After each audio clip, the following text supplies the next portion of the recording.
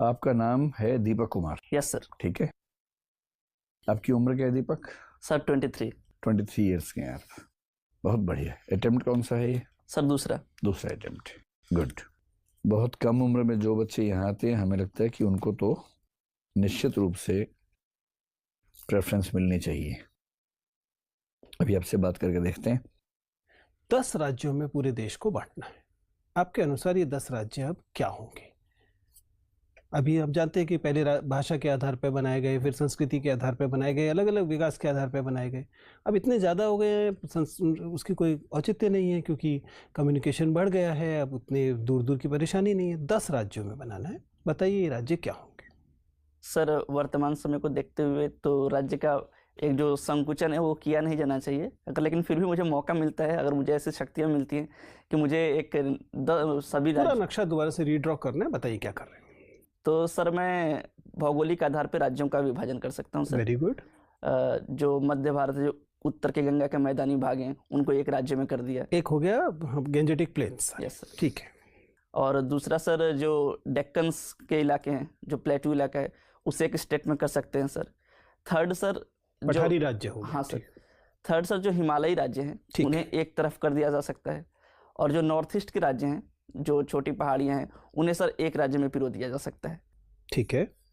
और सर उसी के अंतर्गत जो राज्य का विभाजन है, जो विभिन्न संस्कृतियों के एक छिटपुट तरीके से हम कर सकते हैं, ताकि राज्यों की संख्या बढ़ाने से जो केंद्रीकरण है वो हावी न हो, एक विकेंद्रीकृत स्वरूप सामने आ सके सर। चलिए कोई बात नहीं। रावण के कुछ नैतिक मूल्यों के बारे में बताएंगे जिसको जीवन में अपनाना चाहिए? सर रावण ने भले ही एक स्त्री का हरण किया, लेकिन बिना उसकी अनुमति के उसे छुआ तक नहीं। ये उसका नैतिक मूल्य का सबसे बड़ा उदाहरण है सर। जो अपहरण कर लो, छुओ मत। नहीं, एक उसको अगर उसका वश चलता तो वो अपहरण करके कुछ बलपूर्वक कार्य भी कर सकता था, लेकिन उसने अपने संयम को दिखाया। तो इतना ही नैतिक था तो उसको पूछ कर ही ले जाना चाहिए था कि चलना चाहती हो कि नहीं। जी सर, जरूर ऐसा करना चाहिए था। कुछ और?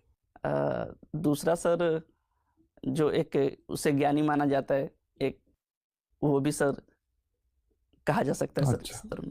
ठीक है। ये गोंड भाषा जो होती है ये किस परिवार की है? मतलब ह्यूमनाइड के बारे में सर शायद ऑस्ट्रोलाइड है सर। ऑस्ट्रोलाइड है, द्रविडियन है, आर्यन है, किस परिवार की भाषा है?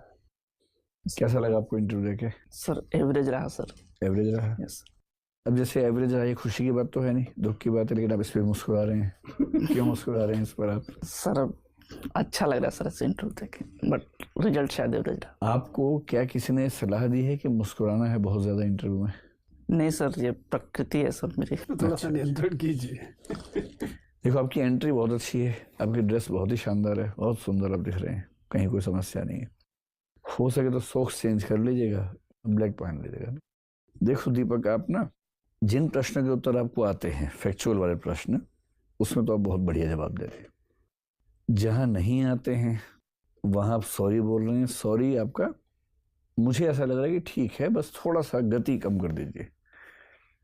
प्रश्न सुनते खटाक से सॉरी बोलते हैं, लगता है कि आप सॉरी ही तैयार करके आए थे कि बोल के दिखा दूंगा सॉरी, ऐसा ना लगे। बस है ना, थोड़ा सा गैप लेके ये लगे कि आप कोशिश कर रहे हैं याद करने की, फिर सॉरी बोल रहे हैं। ठीक, अदरवाइज सॉरी आपका ठीक है। तीसरा है कि आप जो कहते हैं कि मैं अनुमान लगा सकता हूँ, वो मुझे अच्छा लगा कि मैं जहाँ नहीं आता आप कह रहे कि सर मैं अनुमान लगा